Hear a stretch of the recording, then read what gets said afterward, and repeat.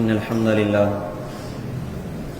أحمده وأستعينه من يهد الله فلا مضل له ومن يضلله فلا هادي له أشهد أن لا إله إلا الله وحده لا شريك له وأشهد أن محمدا عبده ورسوله أرسله بالحق بشيرا ونذيرا وداعيا إلى الله بإذنه وسراجا منيرا صلى الله تبارك وتعالى عليه وسلم. قال الله سبحانه وتعالى: من عمل صالحا من ذكر أو أنثى وهو مؤمن فلنحيينه حياة طيبة. وقال النبي صلى الله عليه وسلم: لا يؤمن أحدكم حتى يكون هواه تبعا لما جئت به، او كما قال رسول اللہ صلی اللہ علیہ وسلم. محترم بزرگوں، دوستو، عزیزینی بھائیوں، اللہ تعالیٰ نے دنیا کے سارے انسانوں کی دنیا اور آخرت کی نجات، کامیابی، فلاح دین اسلام سے جوڑ دی ہے، اور اس بات کا اعلان کر دیا ہے کہ اسلام ہی ہمارے نزدیک اصل دین ہے، اور جو اسلام کو چھوڑ کر کوئی اور زندگی، کوئی اور دوسرے دین پر ہمارے پاس آئے گا تو اس کی زندگی ہماری بارگاہ میں قابل قبول نہیں، ہرگز اس کی زندگی قبول نہ کی جائے. تو اللہ کے یہاں پر کامیاب ہونے کا راستہ، دنیا اور آخرت کی عزتوں کا راستہ یہ ہے کہ ہم اپنی زندگی میں دین اسلام کو جگہ دیں، ہم سچے پکے مسلمان بن کر دنیا میں زندگی گزاریں. اچھا، کون سا دین اور کون سا اسلام؟ اللہ پاک نے اپنے بندوں سے قرآن پاک میں قیامت تک آنے والے ایمان والے بندوں سے مکمل دین کا مطالبہ اللہ پاک نے کیا ہے. اللہ پاک قرآن پاک میں ارشاد فرماتے ہیں: یا ایھا الذین آمنوا ادخلوا فی السلم کافہ ولا تتبعوا خطوات الشیطان انہ لکم عدو مبین. کیا ایمان والو تم اسلام میں پورے داخل ہو جاؤ اور شیطان کا اتباع مت کرو، یقیناً شیطان انسان کا کھلا ہوا دشمن ہے. اللہ تعالیٰ اپنے سارے بندوں سے مکمل اسلام کا مطالبہ اللہ پاک فرماتے ہیں.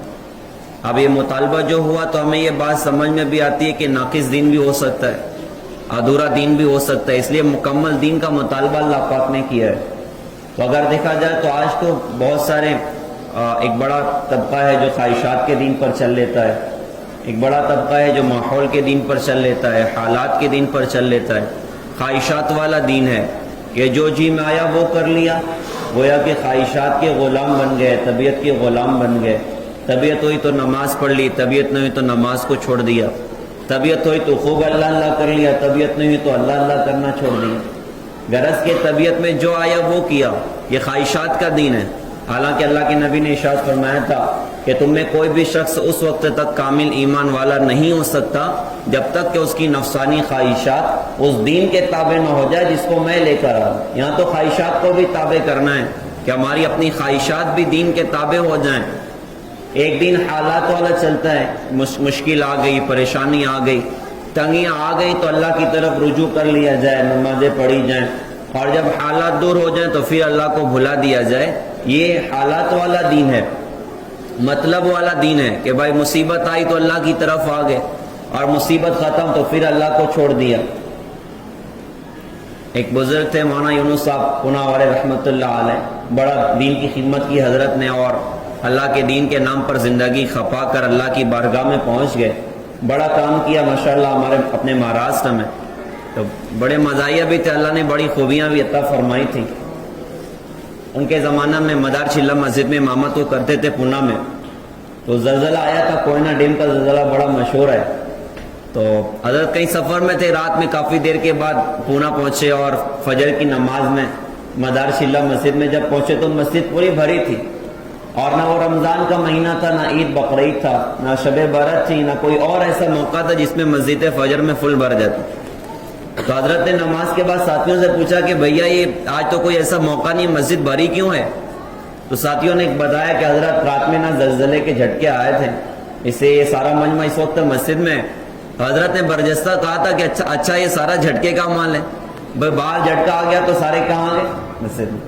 اور پھر جھٹکا ختم تو اس کو کہتے ہیں کہ حالات والا دین، کہ مصیبت آ گئی، پریشانی آ گئی تو اللہ کی طرف رجوع کر لینا، اور جب پریشانی دور ہو جائے تو پھر اللہ کو بھی بھلا دینا.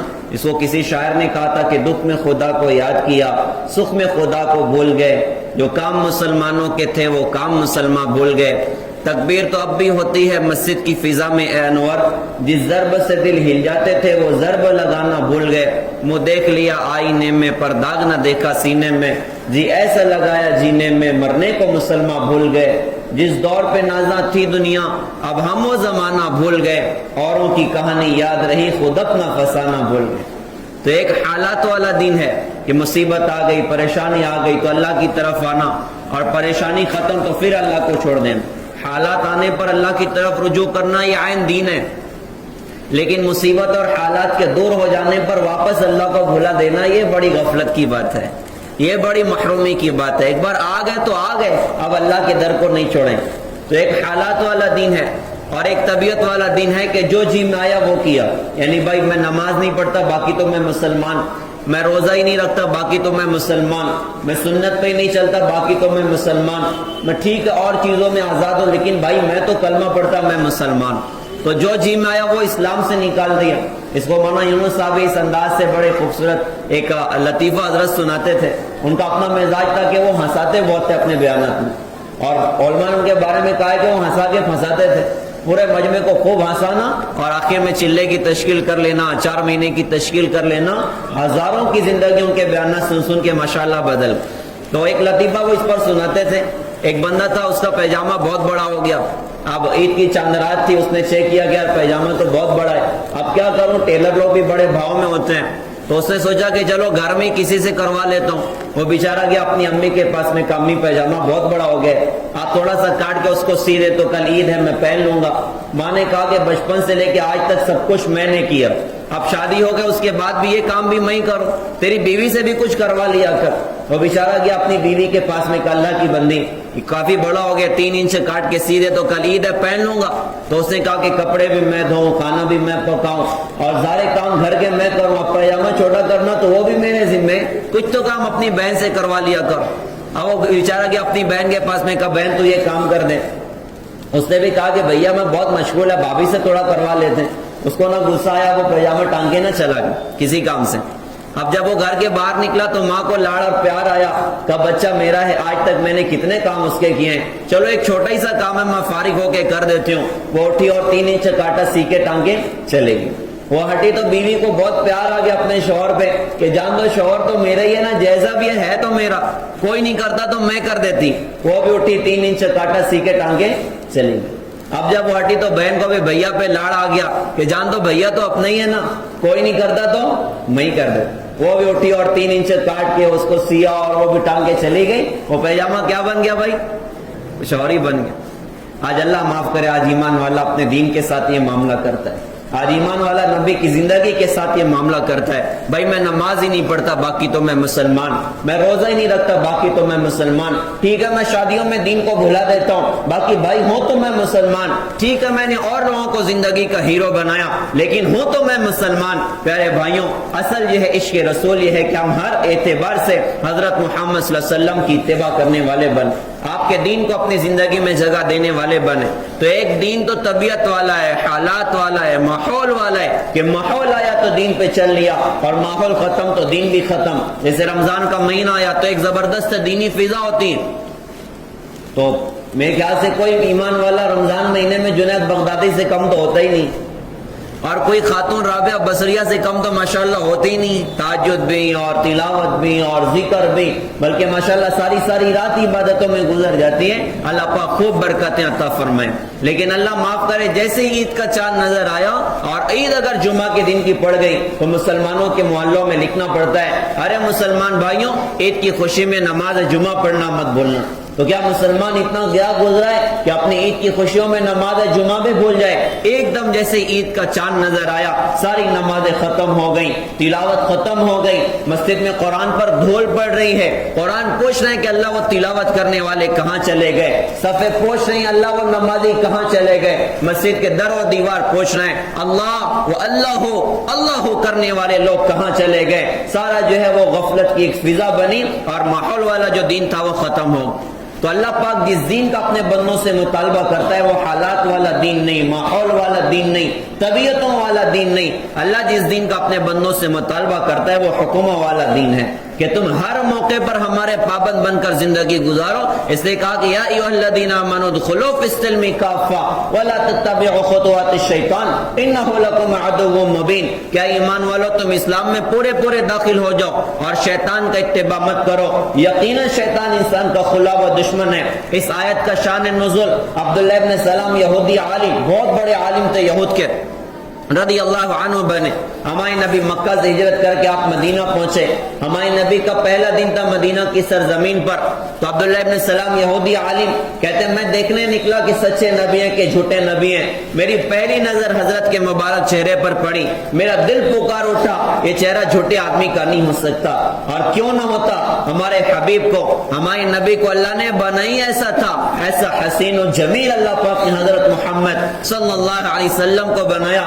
اسی لیے تو حسان بن ثابت رضی اللہ عنہ نے کہا تھا وَأَحْسَنَ مِنْكَ لَمْ تَرَ قَطُّ عَيْنِي وَأَجْمَلَ مِنْكَ لَمْ تَلِدِ النِّسَاءُ خُلِقْتَ مُبَرَّأً مِنْ كُلِّ عَيْبٍ كَأَنَّكَ قَدْ خُلِقْتَ كَمَا تَشَاءُ. اے میرے نبی, آپ کے جیسا حسین میری آنکھ نے کبھی نہ دیکھا, آپ کے جیسا جمال والا کسی ماں نے نہیں جنا.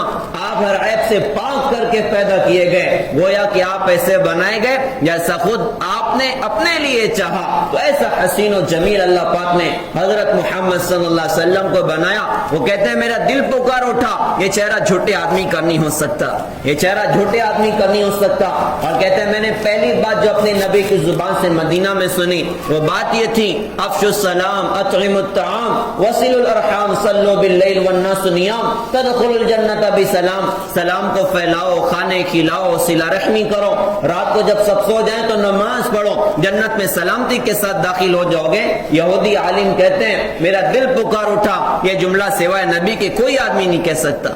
ان جملوں کو سن کے اسلام میں داخل ہو گئے. اس زمانے میں یہودی ان کے دین میں تھا, وہ سنیچر کے دن کی تعظیم کرتے تھے اور اونٹ کا گوشت نہیں کھاتے تھے. انہوں نے کلمہ پڑھنے کے بعد سوچا کہ میں کام کرتا ہوں, میں ایک ہی وقت میں محمد صلی اللہ علیہ وسلم کی شریعت پر بھی عمل کروں گا اور موسیٰ علیہ السلام کی شریعت پر بھی عمل کروں گا. میں اونٹ کا گوشت نہیں کھاؤں گا, سنیچر کے دن کی تعظیم کروں گا. اس پر اللہ نے قرآن پاک میں آیتیں اتار دی کہ اے ایمان والو تم اسلام میں پورے پورے داخل ہو جاؤ, شیطان کا اتباع مت کرو, یقیناً شیطان انسان کا وہ دشمن ہے. ان کی غلطی یہ تھی کہ انہوں نے سنیچر کے دن کی تعظیم کی ہے اور اونٹ کا گوشت نہیں. اسلام میں اونٹ کا گوشت کھانا جائز ہے, انہوں نے جائز چیز سے احتراز کیا. اللہ نے قرآن میں آیتیں اتار دی, کہا نہیں نہیں یہ نہیں چلے گا, یہ بھی شیطان کا اتباع ہو جائے گا. ہم سوچیں تو صحیح, ان کا دو قصور تھا, اللہ پاک نے قرآن میں آیتیں اتار دی. آج ہم اپنی زندگیوں کا جائزہ لیں, ہماری زندگی میں کون سا نبی کی سنت باقی ہے, ہماری زندگیوں میں اللہ کے احکامات کتنے ہیں. اللہ معاف کرے ہماری تو عمومی اعتبار سے زندگی اللہ کے دین سے ہٹتی چلی جا رہی. نہ حضور والا ہیئر اسٹائل رہا, نہ آپ والا لائف اسٹائل رہا, نہ آپ والے اخلاق رہے. ہماری تو ساری کی ساری زندگی بدل گئی. الیکشن کے موقع پر کسی کی ٹوپی بدل جائے, کل فلاں پارٹی کی پہنا تاج کسی اور پارٹی کی پہن لیا تو اس پارٹی کو, اس کو آدمی لوگ کیا بولتے ہیں, مالیگاؤں میں تو اس کو لوگ بکاؤ مال بولتے ہیں اور دل بدلو کہتے ہیں. اور بعض لوگ جو زیادہ کھسیانے ہوتے ہیں بن پیندے کا لوٹا بولتے ہیں. یار بن پیندے کا لوٹا ایک رات میں بدل گیا, اس کو پیسے مل گئے بدل گیا. پیارے بھائیوں ایک ٹوپی بدل جائے تو آدمی دل بدلو کہلاتا.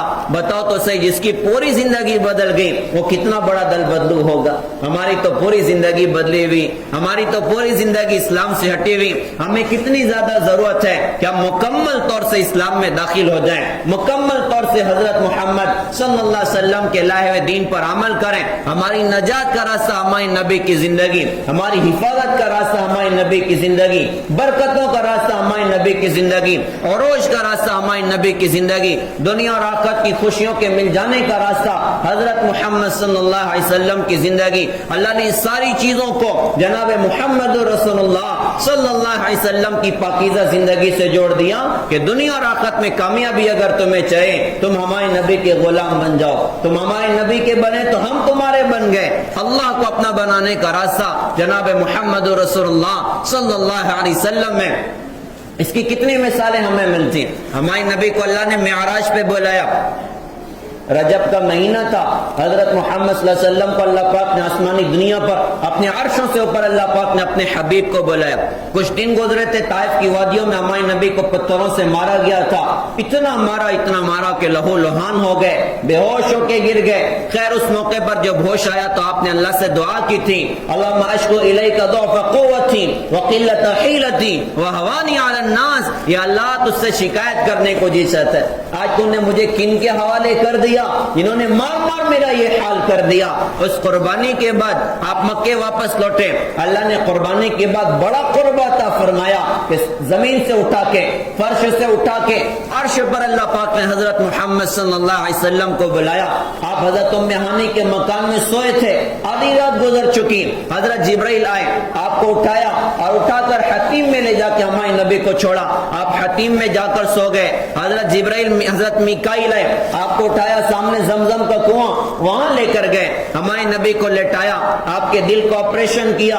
دنیا کے سب سے پہلے ہارٹ سرجن حضرت جبرائیل علیہ السلام میں، سب سے پہلے ہارٹ سرجن حضرت جبرائیل علیہ السلام میں، اور دنیا کی سب سے پہلے ہارٹ سرجری جناب محمد رسول اللہ صلی اللہ علیہ وسلم کی ہوئی، اور پوری زندگی میں 4 مرتبہ ہوئی۔ یہ تقریباً 53 سال کی قریب عمر تھی، اور زمزم کا کنواں تھا، ہمارے نبی کو لٹایا، آپ کا سینہ چاک کیا، اور یہ سارا منظر ہمارے نبی اپنی آنکھ مبارک سے دیکھ رہے ہیں، اپنی چشم مبارک سے آپ دیکھ رہے ہیں، آپ کا سینہ چاک کیا، ساری رگوں کو کاٹ کے دل کو باہر نکالا، دل کو کاٹا، اس کو کھولا، کوئی چیز تھی جس کو نکال کے پھینکا، اور زمزم کے پانی سے ہمارے نبی کے قلب اتھر کو غسل دیا۔ ایک تشت لایا گیا تھا جو ایمان اور حکمت سے بھرا، اس تشت کو ہمارے نبی کے قلب اتھر میں انڈیل دیا، دل کو ٹھیک کیا، سینے میں رکھا، ساری رگیں جڑتی چلی گئیں، سینہ ٹھیک ہوا، جنت کی سوار براق خدمت میں حاضر تھی، ہمارے نبی براق پر بیٹھے، جہاں نظر پہنچتی تھی براق بھی وہاں پر پہنچتا تھا۔ راستے میں کچھ عجیب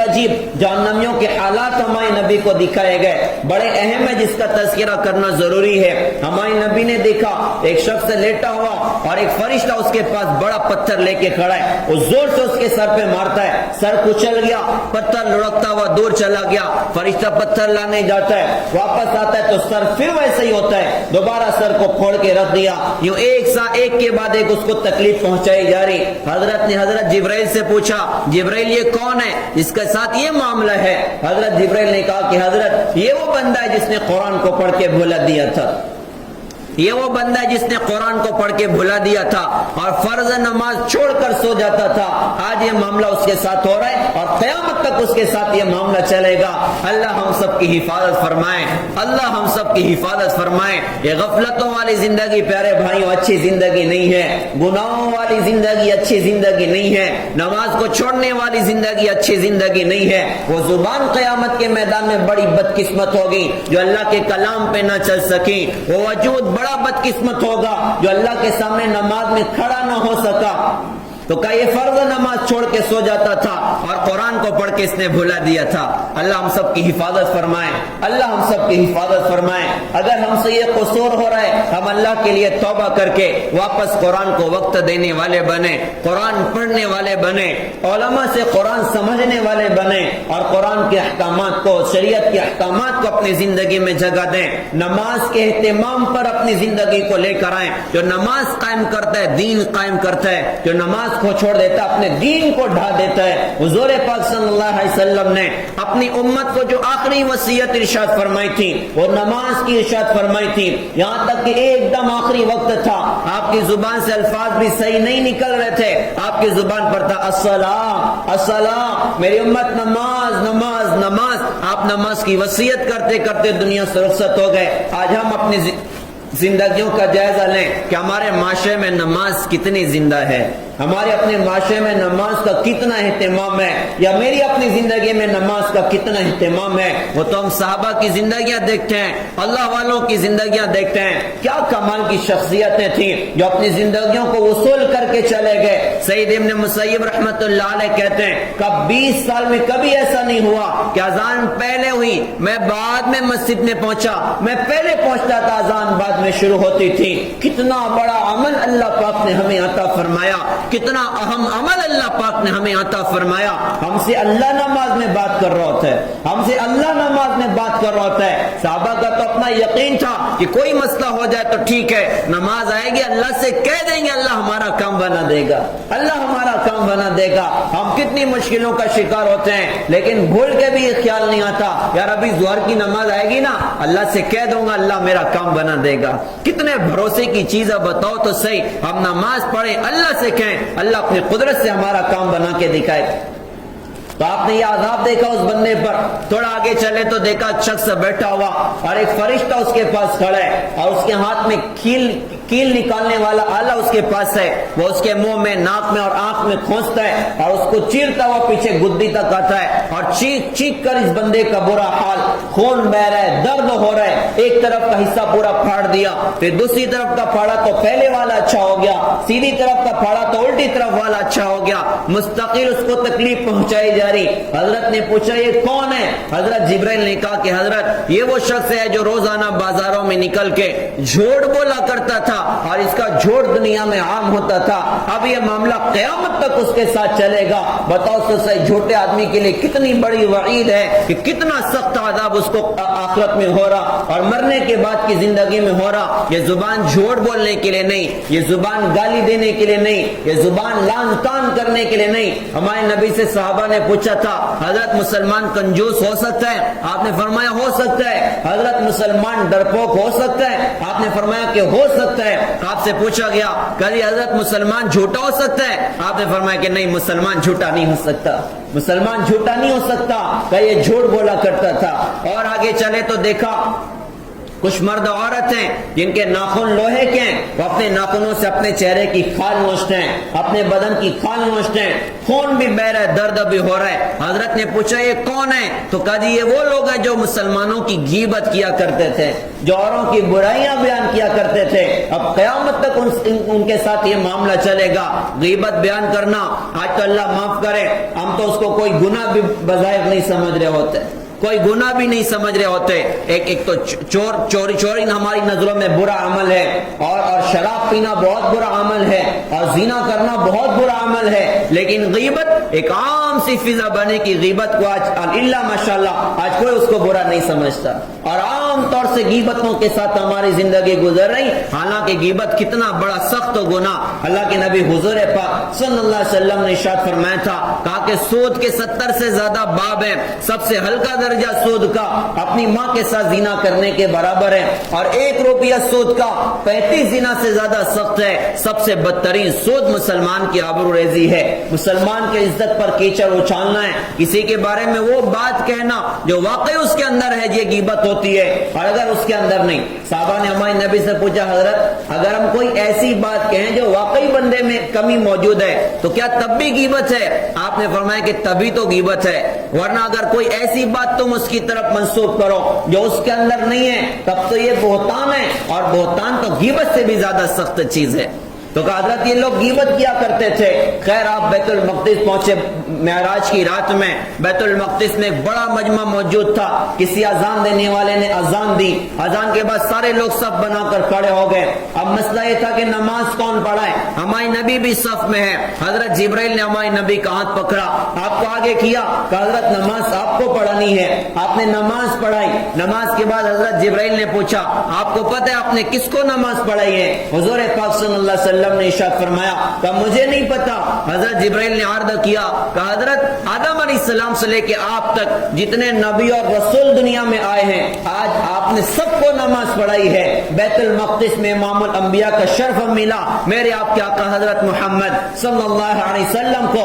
آپ نے نماز پڑھائی. نماز کے بعد آسمانی دنیا کا سفر شروع ہوا, وہ برق رفتاری کے ساتھ میں کہ پہلے قدم پہ پہلا آسمان ہے, حضرت آدم علیہ السلام استقبال کر رہے ہیں. دوسرے آسمان پہ یحییٰ علیہ السلام, عیسیٰ علیہ السلام, تیسرے پر یوسف علیہ السلام, اور چوتھے پر ادریس علیہ السلام, پانچویں پر ہارون علیہ السلام, چھٹے پر موسیٰ علیہ السلام, ساتویں آسمان پہ ابراہیم خلیل اللہ استقبال کے لیے تیار. اس کے بعد چلتے چلتے سدرۃ المنتہا یہ وہ جگہ ہے جس کے آگے کوئی فرشتہ بھی نہیں جا سکتا. یہاں پر پہنچ کر حضرت جبرائیل رک گئے. ہمارے نبی نے کہا کہ جبرائیل آگے نہیں چلو گے. انہوں نے کہا حضرت میری حد ختم ہو گئی, اس کے آگے بس آپ ہی کا مقام ہے, اب اس کے آگے میں نہیں جا سکتا. تھوڑا بھی آگے جاؤں گا اللہ کی تجلیات سے جل کر ختم ہو جاؤں گا.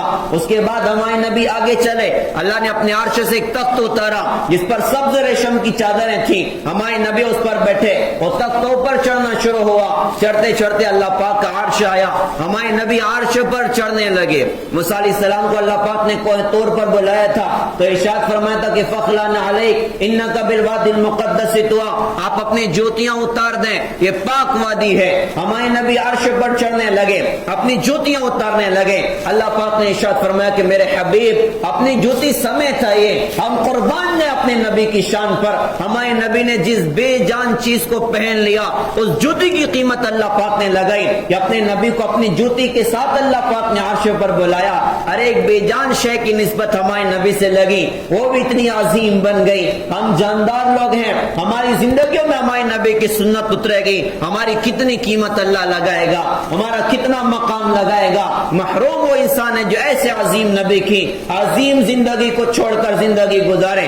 آپ عرش پر گئے, 70,000 نور کے پردے چاک کیے گئے, اور پھر اتحیات جو ہم نماز میں پڑھتے ہیں وہ ساری اتحیات عرش پر بنی. ہمارے نبی نے کہا کہ اتحیات للہ والصلوات والطیبات, یا اللہ میری زبانی بدنی مالی ساری عبادت آپ کے لیے. اللہ پاک نے ارشاد فرمایا السلام علیک ایھا النبی ورحمۃ اللہ وبرکاتہ.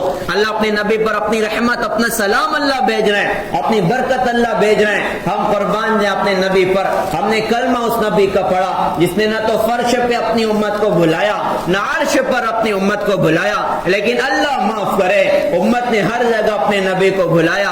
امت نے ہر جگہ اپنے نبی کو بلایا. عرش پر جا کر اپنی امت کا تذکرہ چھیڑ دیا, السلام علینا وعلی عباد اللہ الصالحین. یا اللہ میری امت کے نیک لوگوں کو اپنی رحمت اور برکت میں اور سلام میں شامل کر لے.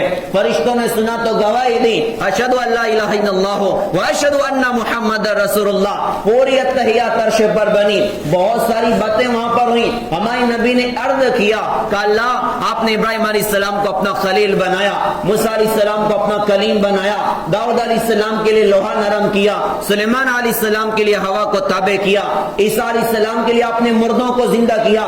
میرے لیے کیا ہے؟ تو اللہ پاک نے ارشاد فرمایا میرے حبیب ہم نے آپ کو سب سے اعلیٰ چیز عطا کی ہے. وہ چیز یہ ہے کہ قیامت تک تمہارا میرا نام اکٹھا رہے گا. جہاں میرا نام ہوگا وہاں تمہارا بھی نام ہوگا. قرآن میں اللہ کا نام ہے تو ہمارے نبی کا بھی نام ہے. انجیل میں اللہ کا نام ہے تو ہمارے نبی کا بھی نام ہے. توریت اور زبور میں اللہ کا نام ہے, ہمارے نبی کا بھی نام ہے. اذان میں لا الہ الا اللہ ہے تو محمد رسول اللہ بھی ہے. اقامت میں لا الہ الا اللہ ہے تو محمد رسول اللہ بھی ہے. التحیات میں لا الہ الا اللہ ہے تو محمد رسول اللہ بھی ہے. جنت کے گیٹ پر لکھا ہوا لا الہ الا اللہ محمد رسول اللہ.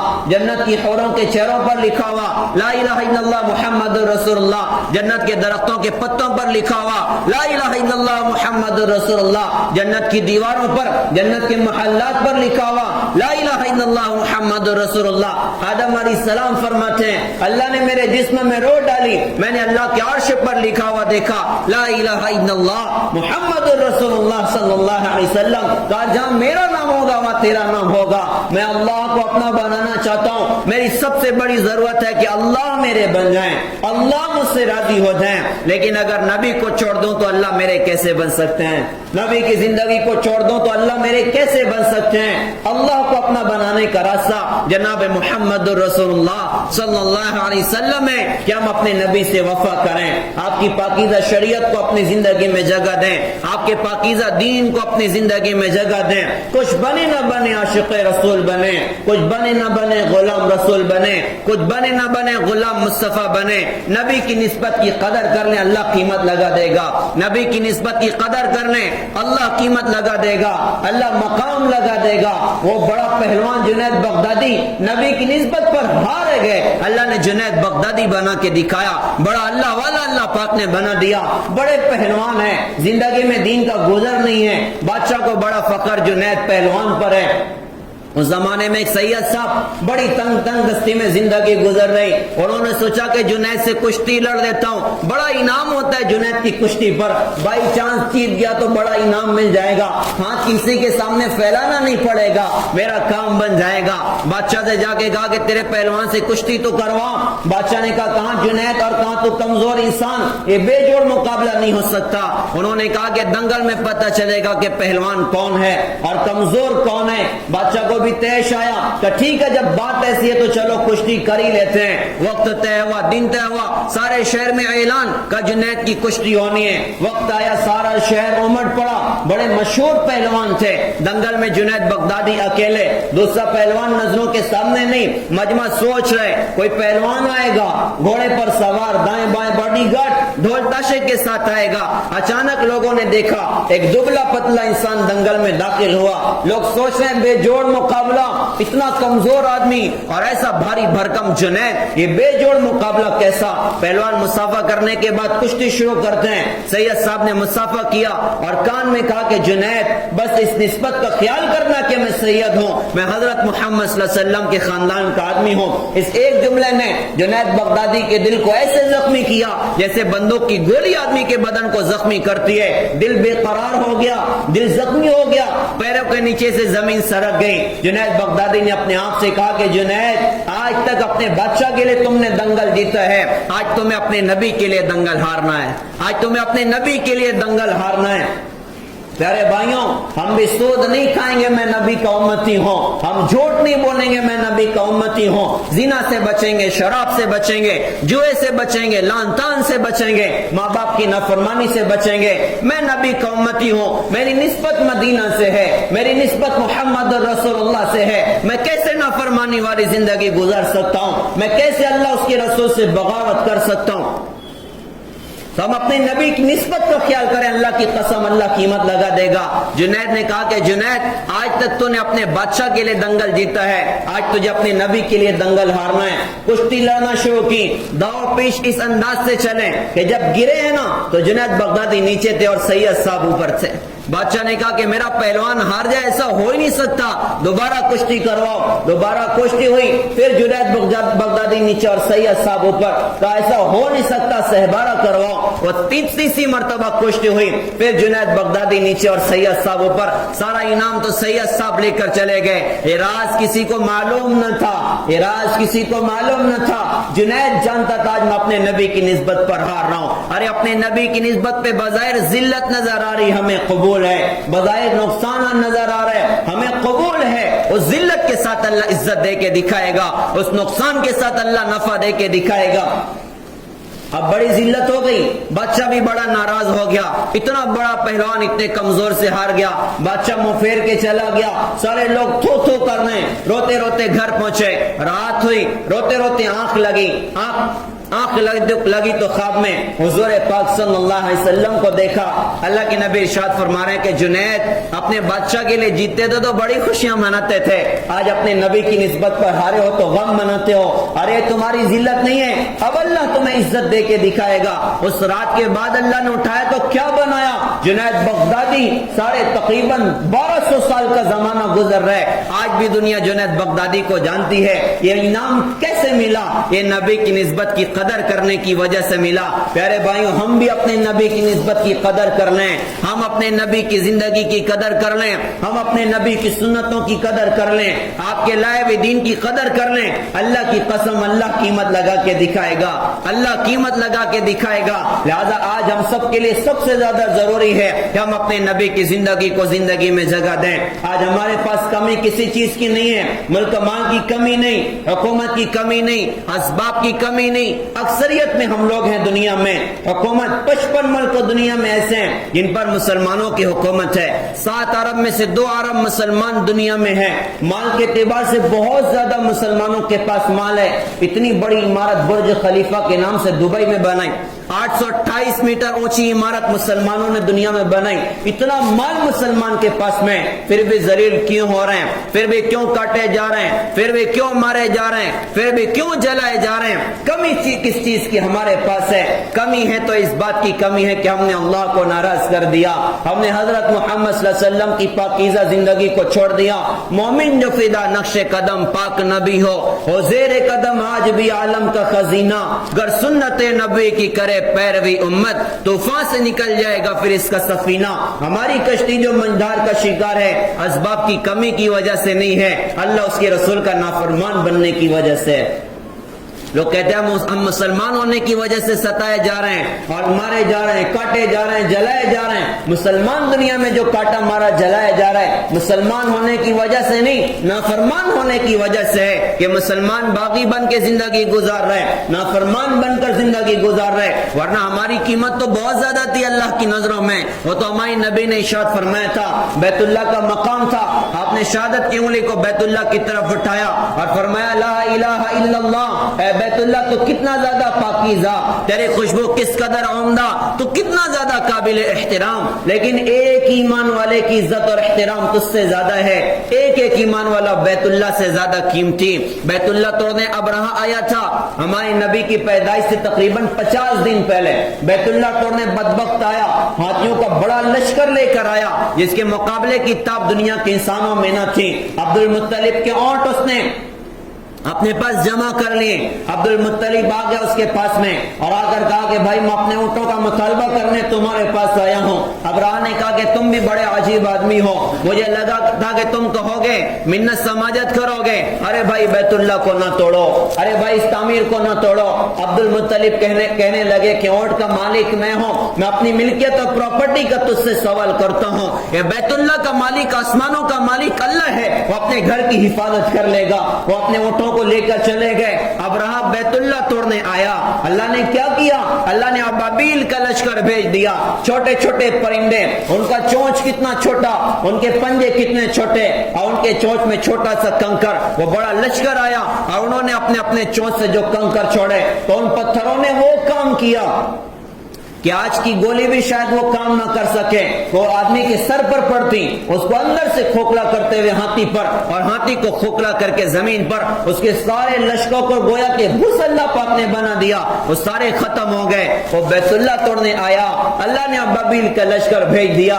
آج مسلمان دنیا میں لاکھوں کی تعداد میں مارے جا رہے ہیں، کاٹے جا رہے ہیں، جلائے جا رہے ہیں۔ آج پانی بھی اتنا سستا نہیں ہے جتنا مسلمان کا خون سستا ہے۔ کیا بات ہے کہ اللہ کا ابابیل کا لشکر نہیں آتا، کیا بات ہے کہ بدر کے فرشتے نہیں آتے، کیا بات ہے کہ آسمانی دنیا میں کوئی ہلچل نہیں مچتی۔ معاملہ کیا ہو گیا؟ کیا اللہ کی ذات کو نعوذ باللہ کوئی زوال آ گیا؟ کہ اللہ کی قدرت کو نعوذ باللہ کوئی زوال آ گیا؟ اللہ کی قسم اللہ آج بھی اپنی قدرت اور طاقت کے ساتھ ہے۔ ادھر سے دینے کی بات تو پکی ہے، ہم لینا بھول گئے، ادھر سے مدد کی بات تو پکی ہے، ہم نے مدد کے اصولوں سے اپنے آپ کو ہٹا لیا۔ میرے پیارے بھائیوں، آج ضرورت ہے کہ ہم فرما بردار بن جائیں۔ اللہ کی قسم آج بھی اللہ بابل کا لشکر اتار کے دکھائے گا، آج بھی اللہ بدر کے فرشتوں کو اتار کے دکھائے گا۔ ہم دنیا میں ٹھیک ہے، ہم بظاہر ذلیل ہو رہے ہیں، ہمیں نا امید ہونے کی ضرورت نہیں ہے، ہمیں نا امید ہونے کی ضرورت نہیں ہے۔ ہمارے پاس دروازہ کھلا ہے، ہم سے غفلت ہو گئی، گناہ ہو گئے، جس کی وجہ سے بڑی ذلت اور بربادیاں ہیں۔ ہم توبہ کر لیں اپنے اللہ سے، ہم توبہ کر لیں اپنے اللہ سے۔ توبہ کا دروازہ بند نہیں ہے، وہ تو کہتے ہیں صبح کا بھولا شام کو لوٹائے، اسے بھولا نہیں کہتے۔ اور اللہ تو اللہ ہے، اس سے زیادہ کریم اور کون ہو سکتا ہے؟ اس سے زیادہ رحیم کون ہو سکتا ہے؟ اس سے زیادہ معاف کرنے والا کون ہو سکتا ہے؟ وہ تو اپنے بندوں کی توبہ کے انتظار میں ہوتے ہیں، وہ تو اپنے بندوں کو معاف کرنے کے لیے انتظار میں ہوتے ہیں۔ لہذا ہم اللہ سے سچی پکی توبہ کر کے 100% کے اعتبار سے نبی کے عاشق اور غلام بن کے زندگی گزاریں، انشاءاللہ دنیا بھی بنے گی، آخرت بھی بنے گی۔ ہمیں نبی کی زندگی سیکھنا بھی ہے، سارے عالم میں زندہ کرنا بھی ہے۔ اس کے لیے بطور خاص 3 کام کرنے، ایک تو مدارس اور علماء سے ہمیں جڑنا ہے تاکہ صحیح دین ہمیں پتہ چلے، دوسرا ہمیں اللہ والوں سے جڑنا تاکہ دل کی بیماریاں ہماری ختم ہو جائیں، تیسرا کام دعوت و تبلیغ کا بڑا خوبصورت کام ہے، مثبت بن کر اخلاق کے ساتھ، اخلاص کے ساتھ اور امت کے نبی کے درد غم کے ساتھ انشاءاللہ دین کا کام کریں گے۔ اللہ ہمیں دنیا کی بھی خیر دے گا، آخرت کی بھی خیر دے گا۔ اللہ تعالیٰ سے دعا ہے کہ اللہ پاک ہم سب کو قبول فرمائے۔ عمل کی اللہ پاک ہم سب کو توفیق عطا فرمائے. وآخر دعوانا الحمدللہ رب العالمین.